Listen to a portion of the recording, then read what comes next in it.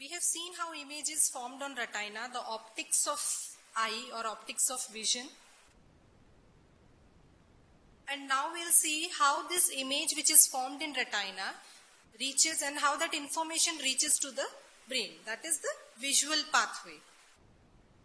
So objectives of this lecture is at the end of this session, the students will be able to enumerate the layers of retina and understand the origin of visual pathway, because the visual pathway actually gets originated in retina itself, and enumerate the various retinal cells in the neurotransmitters that interplay to produce that image and ultimately passes on that information to the brain, and describe the organization of various components of visual pathway and their functions.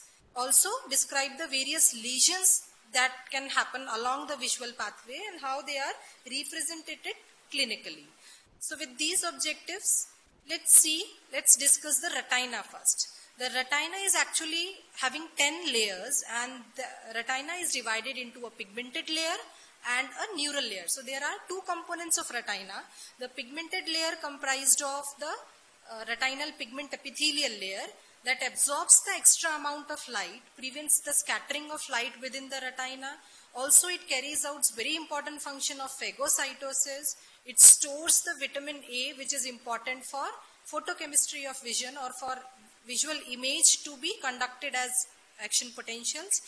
Also, it is rich in melanin pigment, and it prevents the reflection of light back and through retina. Otherwise, there will be a problem in focusing the image. Retinitis pigmentosa is one disorder, congenital disorder, in which this pigment epithelial layer is absent. So what happens is the debris or the dead tissues and cells, they get collected and the light cannot pass through. It forms an opaque layer between the neural retina and outside lens system, and that creates a problem in image formation. So there is a progressive deterioration in visual acuity or visual functions. Now coming to the neural layer, that comprises of the photoreceptors, which are rods and cones. As we all know, rods are meant for dim light vision, cones are meant for the color vision or the bright light vision. So they contain these photoreceptors. Also the neural retina contains the neuronal cells that passes on this visual information from retina and to the brain. So these are bipolar cells and ganglion cells mainly that leads to origin of visual pathway in the retina. Now we can see these are the 10 layers. The first one, this is from outside to inside. The first one is the retinal pigment epithelial layer. This is having phagocytic function as well as they are important for storage of vitamin A. So light actually it enters, here is the lens system, the vitreous humor and all. So light actually enters from this without exciting this, it goes inside, and then from inside it is again reflected back to these photoreceptors where they receive this information and ultimately the image is formed on retina. So this is how light travels through retina. So from outside there is retinal pigment epithelial layer, then layers of rods and cones. These slender cells, blue colored slender cells are rods, and these colored red, green and blue, they are cones, which are important for color vision. So layers of rods and cones is the second layer from outside. This rods and cones, they have actually outer segment, inner segment, then nucleus and the synaptic bulb. So it is having 4 parts. So this layers of rods and cones actually has the outer and inner segment. Then there is a layer of external limiting membrane. External limiting membrane is there, which is pierced by these rods and cones. And then comes the outer nuclear layer that comprises of the nuclei of these rods and cones. This is the outer nuclear layer which we can see. And beyond that is this the synaptic bulb. And that forms connections with these bipolar cells. Bipolar because they are having two processes, two neuronal processes. So these are the bipolar cells.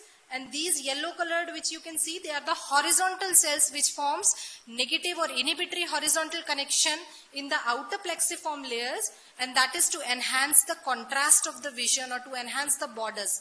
It is similar to the lateral inhibition that takes place in any sensory pathway like dorsal column or pain, how you localize that pain. And similarly here also for enhancement of contrast, enhancement of these borders, these horizontal cells are there which forms inhibitory connections with the adjacent bipolar cells as well as having the connections with rods and cones. So this is outer plexiform layer. Then there is inner nuclear layer which comprises of the nuclei of bipolar cells. Then outer plexiform layer that comprises of connections between these bipolar cells axons and the ganglion cell dendrites. Also they are having these inhibitory cells which you can see. They are known as the amacrine cells. So in outer plexiform layer, it is the horizontal cells which forms horizontal inhibitory connections, and in the inner plexiform layer, these are the amacrine cells that form inhibitory connections along the inner plexiform layer. So horizontal cells in the outer plexiform layer and amacrine cells in the inner plexiform layer. Other than these are the bipolar cells, and these bipolar cells, they form actually the first order neuron of the visual pathway. And ganglion cell, then there is the ganglion cell layer which forms the second order neuron in the neuronal pathway or visual pathway. So the light falls on rods and cones which are the photoreceptors. Then through phototransduction, these light energy is converted into electrical energy or action potentials by these rods and cones, and these action potentials, the first order neuron which pick up these action potentials are the bipolar cells, and the second order neuron are the ganglion cells. And for lateral inhibition there are horizontal cells and the amacrine cells. Hope I am clear. So these ganglion cell layer is comprised of the ganglion cells, and that forms the second order neuron in the visual pathway. Then apart from this ganglion cell, then comes the layer of this optic nerve. Optic nerve layer is there, which is nothing but the axons of these ganglion cells. You can see the axons of these ganglion cells, they form optic nerve, and this is the layer which is the optic nerve, and then comes the inner limiting membrane, the optic nerve. All these fibers, they unite to form right and left optic nerve, and then they leave retina through optic disc. So these are the layers of retina. Just to have a quick recap, we can see from outside to inside, it is the RPE or retinal pigment epithelial layer, then the layers of rods and cones which comprises of photoreceptors, then the external limiting membrane which is pierced by the rods and cones cells, so that the nuclei of rods and cones as well as the synaptic bulb enters into this external limiting membrane, and it is on the other side of the external limiting membrane. Then is the outer nuclear layer which is comprised of bipolar cell nuclei.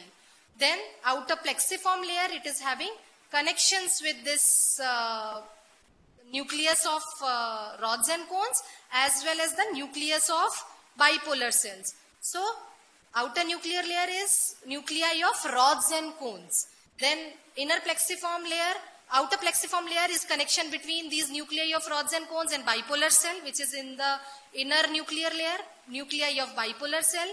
In outer plexiform layer also there are horizontal cells which forms horizontal inhibitory connections to enhance the contrast.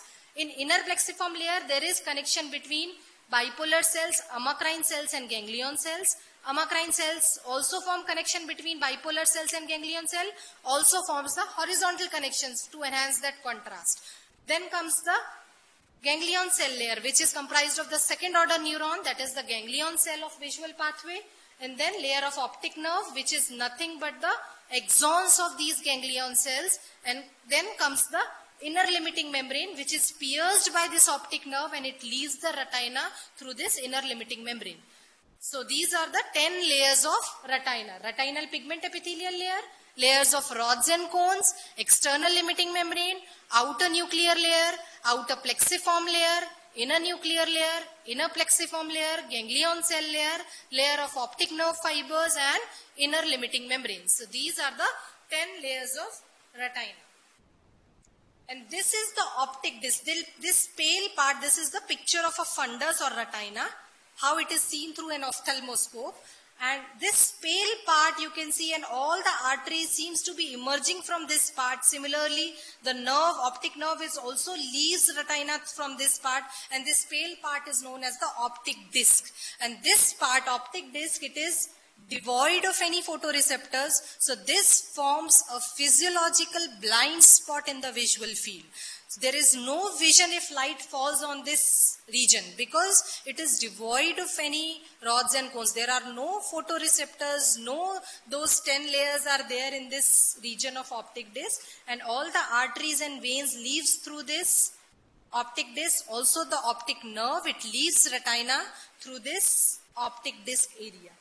Infralateral to this optic disc, you can see this is an area marked which is macula lutea. It is white colored because it is very rich in cone cells. So, and in the center of this there is a 3 mm diameter area which is fovea centralis. This macula lutea and fovea centralis, it is the point of maximum visual acuity. The very good vision is seen if light falls in this area. This has got a very wide representation in our brain. So very good visual acuity is there, and it is comprised of only cones. No dim light vision cells, that is no rods are there. Rods are more in the peripheral retina.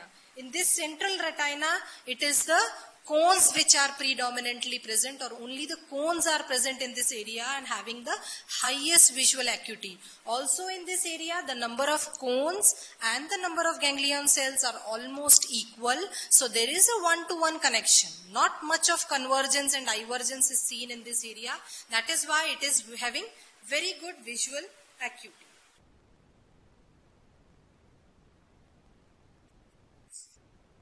Now this is the neural organization of retina. Light enters inside. These are the rods and cones which gets excited and converts this light energy into electrical energy of action potential. Then they synapse with this bipolar cells. This you can see, this is outer plexiform layer which is connecting this synapse between rods and cones and the bipolar cells. Also there are horizontal connections through horizontal cells which are inhibitory, and that is to enhance the borders or enhance the contrast of that visual image. Then from this bipolar cell, the connection is to the ganglion cell. You can see in cones pathway, it is directly from cones to bipolar cells to ganglion cells, and some horizontal connections are there in through this horizontal cells and amacrine cells. Whereas if you see the pathway of rods, there is lot of convergence which is seen. Here you can see the one-to-one connection. This is the connection present in the fovea centralis, and this is the connection which is there in the peripheral retina. You can see the rods pathway. It is the rods, then horizontal cells, then bipolar cells, then amacrine cells, and then to ganglion cells. From bipolar cells, most of the times the information passes to amacrine cells, and only through these amacrine cells it reaches to ganglion cell, not directly from bipolar to ganglion as we have seen in the cones pathway. So this is the difference between the pathway of cones and rods. Just to summarize, on the left side we can see the pathway of rods or the dim light vision. So from rods to bipolar cells, then horizontal connections, then to amacrine cells, not directly to the ganglion cells. You can see bipolar cells, so it is a 4-tier pathway. Rods and cones, bipolar cells, then amacrine cells, and then to horizontal cell, ganglion cells, which ultimately forms the second order neuron, and the optic nerve arises from there. There are also some interplexiform cells which are inhibitory, and it runs between outer plexiform and inner plexiform, forms inhibitory connections, and it also is there to enhance the contrast and to prevent the lateral spread of that image. We can see very sharp borders because of these negative or inhibitory cells, horizontal cells, amacrine cells, and the interplexiform cells. So the pathway of rods comprises of rods, bipolar cells, amacrine cells, and ganglion cells. It is a 4-tier pathway, and the pathway for color vision or the bright light vision, that is cones, bipolar cells, and directly to the ganglion cells, axons of which forms the optic nerve. And there are horizontal connections to enhance the contrast and enhance the sharpening of borders. There are horizontal cells in the outer plexiform layer and amacrine cells in the inner plexiform layer. And also these neurons, the ganglion cells that carries information from cones, they are larger in size, they have rapid velocity, and very good spatial organization is there. One-to-one connection is there. So point-to-point discrimination is very good in the cones pathway. Less of convergence, one-to-one ratio between the photoreceptors and the ganglion cells. That all is seen in the cones pathway. Okay, that is why we are able to appreciate so many colors, shades, textures, and in bright light we have a very clear vision as compared to the dim light or evening vision because of lots of convergence and poor ratio between rods and cones and horizontal cells and the ganglion cells. So these are the neuronal circuit in retina. Now coming to the cells and neurotransmitters, we have already seen the cells. There are photoreceptors, rods and cones, and these rods and cones, they release glutamate. So the neurotransmitter for vision is glutamate. Glutamine or glutamate. There are other inhibitory neurotransmitters like GABA, dopamine, indolamine, acetylcholine. So there is interplay of so many neurotransmitters inside the retina itself. Horizontal cells are mostly inhibitory and mainly they secrete this GABA. Then bipolar cells, they are depolarizing and hyperpolarizing. So when a particular bipolar cell which is getting stimulated by the rods and cones, the adjacent bipolar cells, they become hyperpolarizing and they get inhibited by horizontal cells. So this is how this pathway works. Then there are around 30 different types of amacrine cells. One is the one which has a direct connection and connects bipolar cells to ganglion cells in the rods pathway. Another one is an onset amacrine cell which gets activated whenever there is onset of light. Another third one is the offset amacrine cells which gets excited when there is turning off of light. Then any change in the illumination, any change in the intensity of light, any change in the direction of movement, all these are sensed by different types of amacrine cells. Around 30 type of amacrine cells are already known to us. Coming to the number of cells in a single retina, there are around 100 million rods, 30 million cones, most of which are concentrated in the fovea centralis or the macula lutea region, and around 1.6 million ganglion. So you can see the ratio between cones and ganglion cells is around 2 cones per ganglion cells, whereas for rods it is around 60 rods per ganglion cell. So there is so much of convergence. That is why visual acuity in a dim light vision or for rod vision is poorer as compared to bright light vision or the cones vision. Now coming to the types of ganglion cell, what I was discussing before, that for color vision there are larger ganglion cell which is the X type of ganglion cell. So in the retina 3 types of ganglion cells are there, W type, X type and Y type. Around 40% are W type having a diameter of less than 10 micron, conduction velocity of 8 meters per second. That means they are very slow conducting cells. And what is their main function is, they detect the directional movement in field of vision. If there is any movement in the field of vision, in which direction that movement is taking place, that all is detected by these W type of cells. But they are slow to conduct. They are slow cells and around 40% are these slow cells. Now for color vision or bright light vision, there is X type of ganglion cells which is around 55% having a larger diameter, 10 to 15 micron, a 14 meter per second conduction velocity. They have a very narrow field because they are more in number, so the field of vision is narrow for them and they are important for detecting color vision. The Y type of cell are around 5%. They are having the largest diameter but they are less in number. 15 to 35 micron diameter is there. The conduction velocity is 50 meters per second and they detect rapid changes in the visual image. If there is any change, that is why always if we are just seeing in a visual image and if there is any change of bird flies even from the periphery, we immediately gets attracted to that because any change in the movement in the field of vision is always perceived by these very rapid cells. And that is why our attention is immediately drawn to that. In a class, in a moving class, if someone talks in between or someone is doing some mischief, the immediate attention goes to that because of these faster cells, the Y type of ganglion cells, which picks up these and sends information to the brain in a very rapid conduction velocity. So these are the 3 different types of ganglion cells. The W type, which detects the directional movements in visual field. The X type, which is important for cone vision. They are larger cells, and the largest one are the white type of cell that detects any rapid changes in the visual field. If all things are constant in the visual field, this is not getting stimulated. If there is any change in the visual field, this gets immediately stimulated and sends information to the brain in a very faster conduction velocity. Now, coming to the visual field, what is a visual field is if a gaze is fixed at a particular point, the total amount of area, surrounding area which we can visualize comes in the visual field. Not by moving eyeballs or not by moving head. When your gaze is fixed at a particular point and still you can see the object somewhere here at 20 degrees, 30 degrees or say 90 degrees. So that whole surrounding area which can be visualized when the gaze of a person is fixed at a particular point is known as the visual field.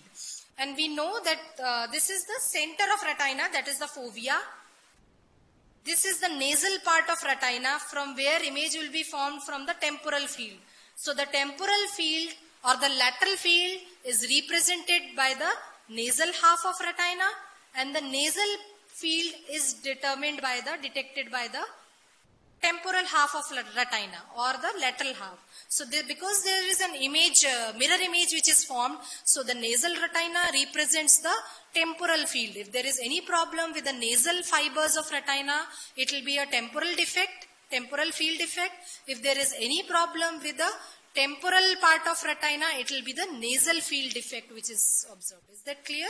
So this picture is making it very clear, just like field of vision is having temporal field and the nasal field, superior field, inferior field. Similarly, the retina, it is also divided with, considering fovea as center, it is divided into the nasal retina, which carries information from the temporal field, and temporal retina, which carries information from the nasal field, nasal visual field. Now this is the organization of visual pathway. So as we have seen, if visual pathway is asked, one has to start with the photoreceptors. That means rods and cones. Then first order neuron is bipolar cells. They conduct to ganglion cells with horizontal cells and amacrine cells connections. So you can draw a flow chart. First order neuron, photoreceptors. First order neuron is bipolar cells. The ganglion cells. In between that arrow, there are amacrine cells and the horizontal cells in inner and outer plexiform layers.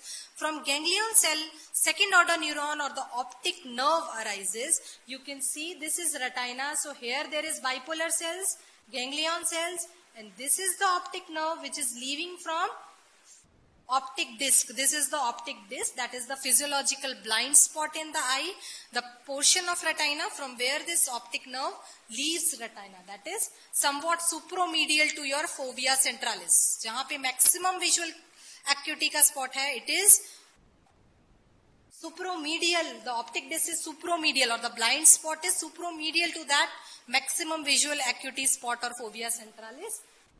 And you can see that this is optic nerve, which is nothing but the axons of ganglion cell.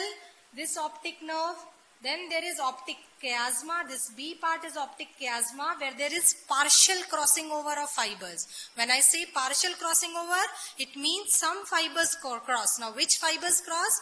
The nasal fibers. You can see these pink colored fibers which represents the nasal retina. That means the temporal field. Temporal field, nasal retina, nasal fibers, they cross to the opposite side.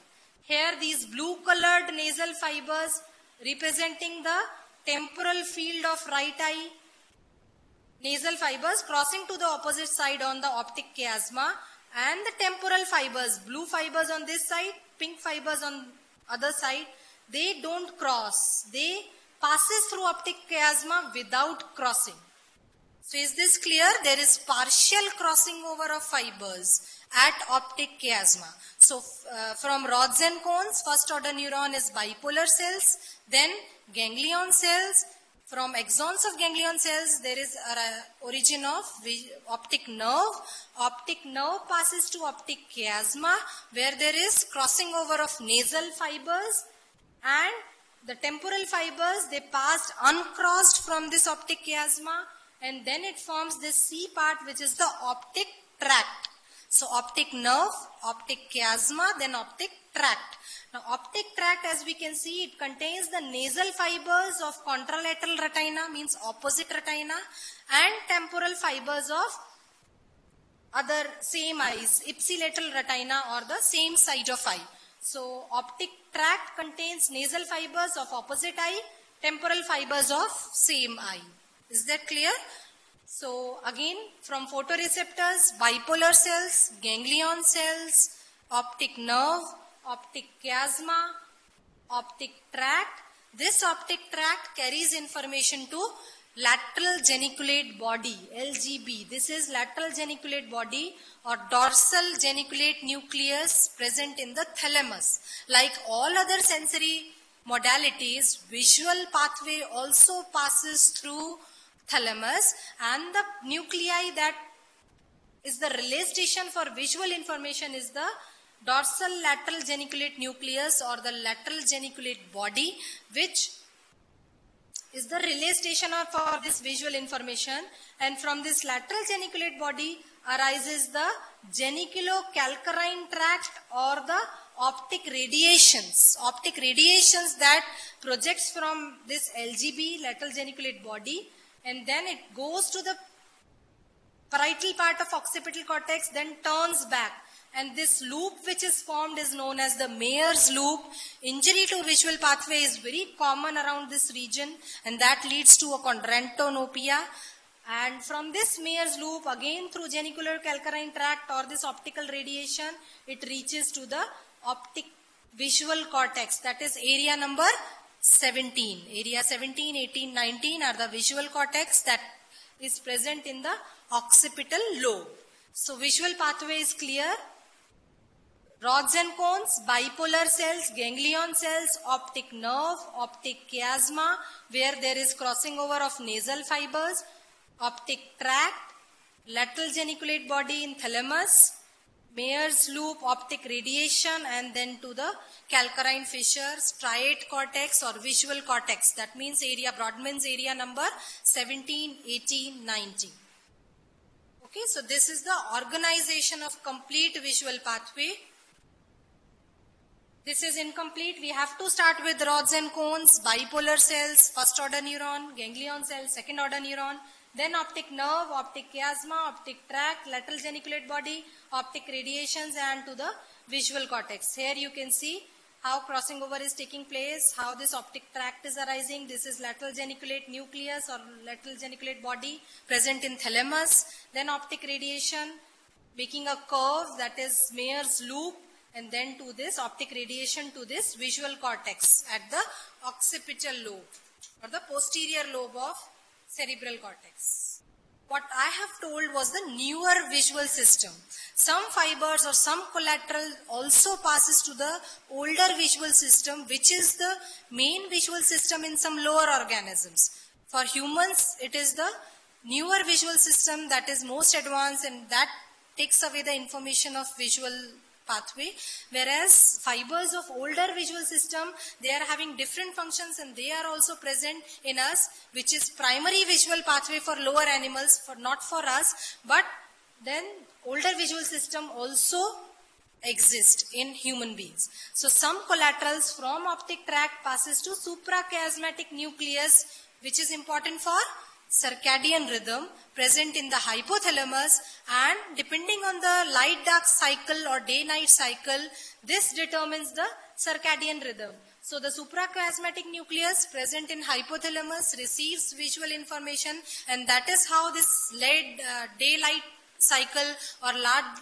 dark light cycle influences our circadian rhythm. That is why when a person comes from America, he is having that jet lag because his day-night cycle is disturbed, and circadian rhythm needs to get adjusted along with this day-night cycle.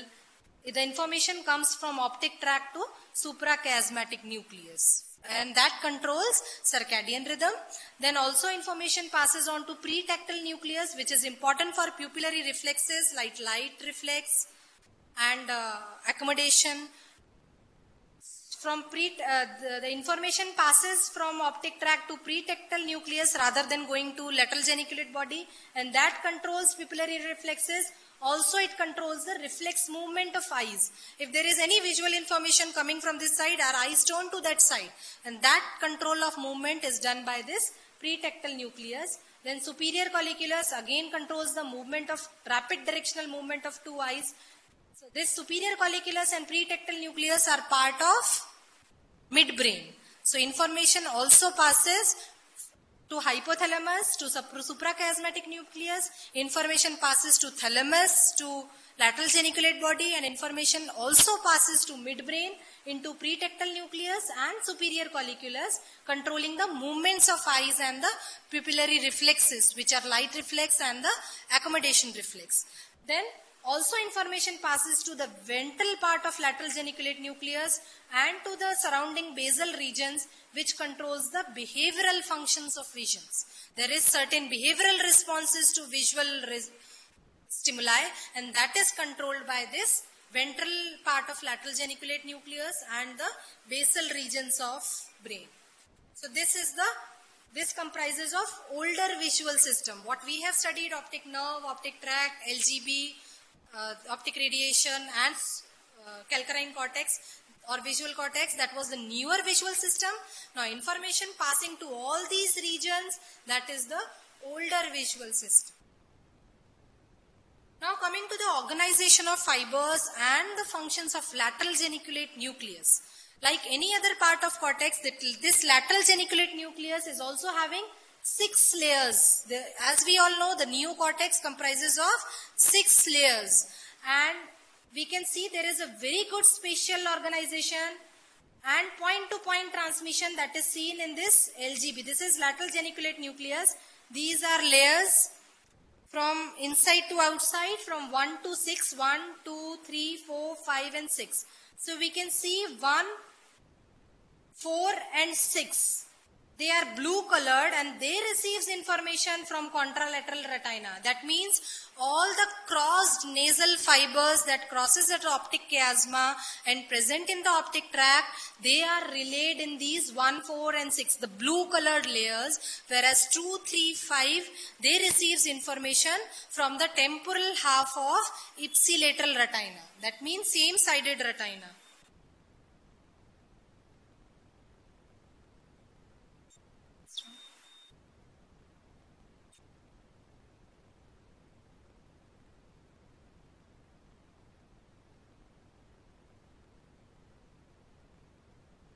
Should I continue?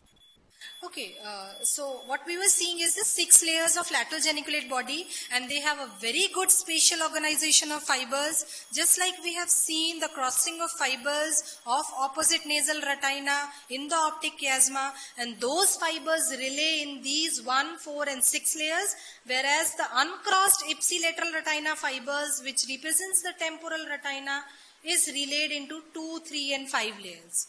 Also, we have seen the faster and slower ganglion cells.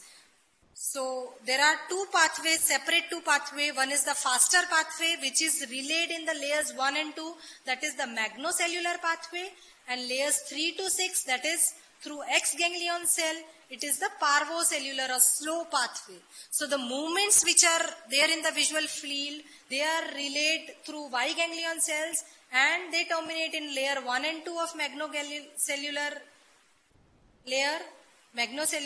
cells, and layer 3 to 6 smaller cells or the parvocellular. So there are 2 separate pathways, the faster pathway and the slower pathway. Slower pathway is meant for color vision, having very good point-to-point discrimination, very good spatial organization, but they are slow as compared to this faster pathway that detects any movement in the visual field.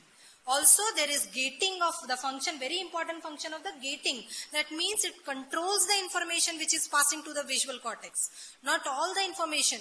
If there is very vast information, this is the one that controls the information, which information is to be sent further and which information has to be inhibited there. So there is a negative loop which is there. Corticofugal fibers are there, and also it sends fibers to the reticular areas of mesencephalon that is important for awakefulness or the alertness of a person. So this visual information also leads to collaterals to these mesencephalon reticular areas, and that is important for maintaining the awakefulness. If there is a dark room with no visual stimuli, the person tends to fall and sleep. The alertness goes down because of this controlling of visual information to these reticular areas of mesencephalon. And that is important for generation of sleep. This is one important theory for generation of sleep, how sleep is induced because of this information from lateral geniculate nucleus. So these are the functions of lateral geniculate nucleus. This forms the third order neuron in the visual pathway. First order neuron was bipolar cells, second order neuron was ganglion cells, and the third order neuron arises from this lateral geniculate nuclei, and then through optic radiations it passes to the visual cortex. You can see this is the posterior pole or occipital pole, and this is how in concentric circles different areas of retina are represented with maximum representation of macular region. So the macula lutea or the fovea centralis has a very wide representation in the visual cortex, and that is why if there is any lesion in the visual cortex, any small lesion, there is always a macular sparing. The central field of vision will be spared. Person will be having good vision in the center of the field. The periphery of the field, it will be having a problem in the visual. So that is known as the macular sparing. And why this macular sparing is there? Because of very large representation of this. Even if it is a very small area of 3 millimeter diameter in retina, it has got very wide representation in the brain. Around 35,000 ganglion cell axons. That means 35,000 axons are taking the information from macula, and they are represented in this large area which lies very closest to the posterior pole. So posterior most part is having representation from macula. As we move to the periphery, the visual field is represented in such concentric fields, and this fields getting narrowed representation in the brain as compared to this wide representation of this. Also, this is the calcarine fissure. The superior of this calcarine fissure receives information from the superior quadrant of retina, and the inferior part receives information from inferior part. So we can see a very good spatial organization here also. So right from optic nerve, optic chiasma, optic tract, lateral geniculate nucleus, which is having a beautiful layer-wise representation of these fibers. Here also there is a very good spatial organization of these fibers, point-to-point discrimination, and very good contrast sensitivity, analysis of image, and everything is there.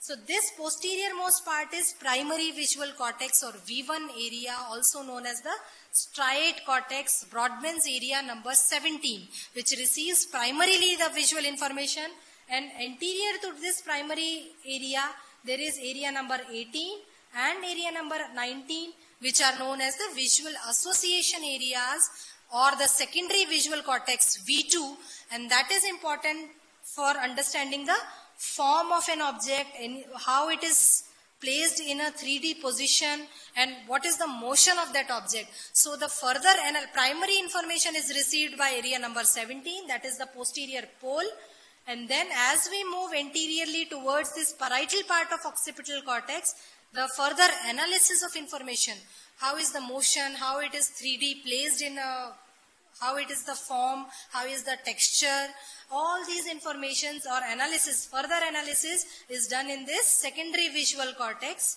which is area number 18 and 19. So area 18, also known as the visual association area or secondary visual cortex or V2, it helps in higher deciphering of information like depth perception, stereopsis, very good depth perception, analysis of depth perception, how far is this object from right eye or from left eye, how two corresponding points on retina, different right and left retina, they are fused together to form a single image. That all is done, analysis is done in this area number 18. How is the orientation of object, how is the interpretation and integration of two objects on both the eyes and how it is fused to form a common image. That all processing and secondary analysis is done in this area number 18. Area number 19, also known as the occipital eye field. Area number 8, it is present in the frontal cortex, and it is important for frontal eye field, has a very important role in controlling the pupillary reflexes. Also, stimulation of these area leads to conjugate deviation of eyes to the opposite side. If area number 8 in frontal cortex is stimulated, it leads to conjugate deviation of eyes to opposite side. Deviation of eyeballs is also detected by area number 19. So these are visual association areas or the secondary visual areas. Now coming to the spatial organization. Here also we can see the 6 layers from outside to inside, 1 to 6. In the neocortex, the information from this Y ganglion cell, that means the rapid movement which is there in the visual field, the faster pathway, it reaches to lateral geniculate nuclei in the magnocellular, that means layer 1 and 2. And from here the information passes to 4C alpha, layer 4C alpha. You can see this is the 4th layer which is divided into A, B, C, and C is further divided into C alpha and C beta. The information for any movement or flickering of any visual image in the visual field, that is detected by these faster cells, and information passes to through the magnocellular pathway to C alpha layer. From this C alpha layer, it is now spread into inside or deeper cortex and the superficial cortex through this neuron present in the C alpha. So C alpha neurons primarily receives this information of any movement in the visual field or the faster pathway. For slower pathway, the color vision X ganglion cell through the layers 3 to 6, and then it passes to 2 neurons, one in 4A, other one in 4CB.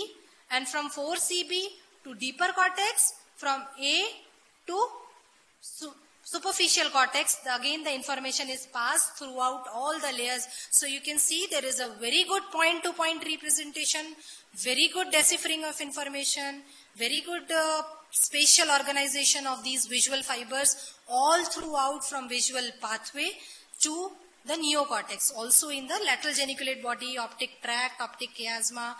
Another important thing is the presence of the vertical columns. Around 50 to 100 micron diameter vertical columns are present. Apart from these horizontal layers, 6 layers which are histological layers of the neocortex, in the striate cortex there are vertical columns also, and each vertical columns receives a specific information, and such vertical columns also forms the color blobs. You can see this is the right color blob, this is the green color blob. So this vertical area receives information from green cones, this one from red cones. So there is very specific organization of these red cells and Y cells receiving red light or green light or blue light, and these vertical columns which are present in the cortex, important for detection of color vision, are known as the color blobs. Now how information is analyzed in different areas, I have already told there are 2 different types of pathway. Faster pathway from Y ganglion cells to layer 1 and 2, and ultimately going to the V1 and mid-temporal and occipitotemporal cortex for analysis of position and motion of objects. And for color vision, which is having very good point-to-point discrimination, 1-to-1 ratio between cones and ganglion cells. The X pathway that goes to parvocellular, that means layer 3 to 6 in LGB, and information passes on to visual association areas also and to those color blobs. That is the slow pathway, which is more accurate, better point-to-point discrimination and better spatial organization. And this is how there is analysis of visual information in our neocortex or visual cortex. Another important thing which I want to emphasize is 3 types of cells which are present in the visual cortex. And you can see the difference. If this image is formed in the retina, the image which is perceived by cortex is this. So only when there is any change in the information, these borders or contrast, those are enhanced in the, this is uniform information, so that is not enhanced in the cortex. Only these sharp borders and contrast, if there is any change in information, visual information, that is better perceived by the cortex. So this is how image is appearing in retina, and this is how it is perceived in the brain or the cortex. So how this information is perceived is through three cells. One is the simple cells, which will just visualize these borders, how they are oriented in space. That will be visualized by simple cells. Now if there is any lateral movement or displacement of these edges or borders or lines, that will be detected by these complex cells. And what is the length of this border or edge, how it is what is the angle between these two borders, that all is detected by hypercomplex cells. So see, three cells. First cell, simple cell, it just detects the lines, borders and edges, how they are placed in a three-dimensional view. That will be, or how is their orientation, that is detected by simple cells. Complex cells detects any movement of these or any displacement of these borders and edges. Hypercomplex also determines what is the length, what is the angle between those two borders or edges, and how the movement or how they are displaced, how they are angularly placed in the three-dimensional view. That all is detected by these hypercomplex cells. Now coming to the last part of this lecture, that is the lesions of visual pathway. Lesions can be present in retina, and those are represented as scotomas and blind spots. As I have told you, there is one physiological blind spot in your field of vision where if the object is placed, it cannot be visualized. And that is the part from where the optic nerve leaves the retina, because it is devoid of rods and cones, so no visual acuity or no vision is there. That is the physiological blind spot. If there is any problem with any portion of retina or any atrophy of optic nerve present in the retina, that leads to a blind spot. And this is how a scotoma or blind spot is seen. This is the normal vision, person can see this. If there is any problem in any part of retina or any part of optic nerve present in the retina, any part of fundus, suppose commonly it is seen with the glaucoma patients. If due to high pressure there is pressure atrophy of these optic nerve fibers, this is how it is represented. A black spot can be seen in between the field of vision, and these are known as scotomas. So the lesion we know lies in the retina. Lesion can also be present in the optic nerve. Any lesion in the optic nerve leads to complete blindness of that particular eye, and that is known as anopia.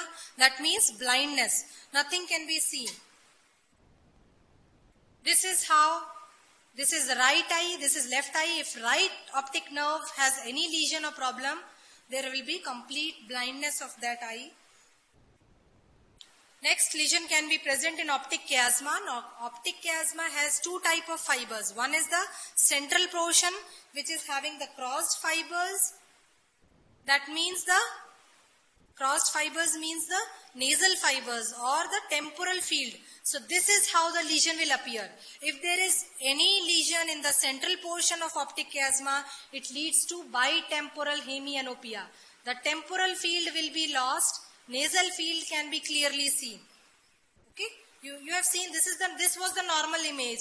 If the temporal half cannot be seen, it is bitemporal hemianopia, and it is commonly seen with pituitary tumors which lies below the optic chiasma, and if the size increases, it presses upon the central portion of the optic chiasma, which contains the nasal fibers. That means the temporal field. So this is how the lesion will appear. It is known as heteronymous hemianopias. Heteronymous hemianopias. If central part is lost, it is bitemporal hemianopia. If peripheral part is damaged, it is binasal hemianopia. Then lesion can be there in optic tract, lateral geniculate body specified to those layers, and the part of optic radiation closer to this lateral geniculate body. And if lesion is lying in these areas, it is homonymous hemianopia. Means one-sided nasal fibers, opposite side temporal fibers will be lost. Okay, same-sided temporal fibers, opposite side nasal fibers. That means either right half of both-sided field will be lost or left half of both-sided field will be lost, and that type of visual defect is known as homonymous hemianopia. If there is any problem with optic radiation closer to the Mayer's loop, it will be quadrantonopia. And if there is a problem in occipital cortex, it will be macular sparing. Because of very large representation, there will be blindness. But in center of field of vision, person can see clearly because of larger representations. So just we'll see in the picture how these visual defects, this is the normal vision. Person can see clearly all the fields. Superior, inferior, medial or nasal and lateral or temporal fields. This is a blind spot or a scotoma which is there commonly seen with glaucoma patients, whereas there is pressure atrophy of visual nerve fibers. This is complete blindness, that means lesion is there in the optic nerve. Optic nerve of this side is damaged and that leads to a complete blindness or anopia. This is hemianopia, but what type? Heteronymous hemianopia, bitemporal. Temporal fields are lost, nasal fields are there. This is binasal. Nasal field is lost, temporal field is there. Both bitemporal and binasal are seen with lesions of optic chiasma, either central part or peripheral part. And this is commonly seen with patients of pituitary tumor. That means giantism or acromegaly patient will be having bitemporal hemianopia. If peripheral part is damaged, it will be binasal hemianopia. Both these bitemporal and binasal hemianopias are known as heteronymous hemianopia because opposite halves are lost. Right half of this eye, left half of this eye is lost. That is why it is known as heteronymous hemianopia.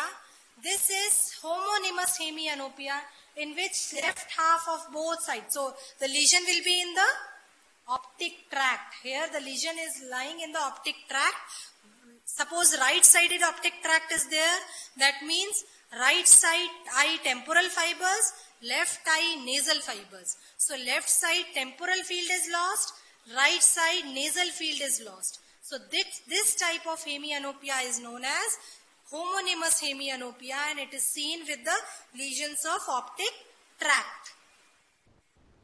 This is lesions present in the optic radiation. Quadrantonopia means 1/4 of the field of vision is lost. This is left upper quadrantonopia. I am having one more picture. This is left lower quadrantonopia or left inferior quadrantonopia, and this is seen in quadrantic hemianopia also or quadrantonopia also we call this, and this is seen in the lesions of optic radiation if some fibers of that particular quadrant are damaged. Thank you for your patient listening.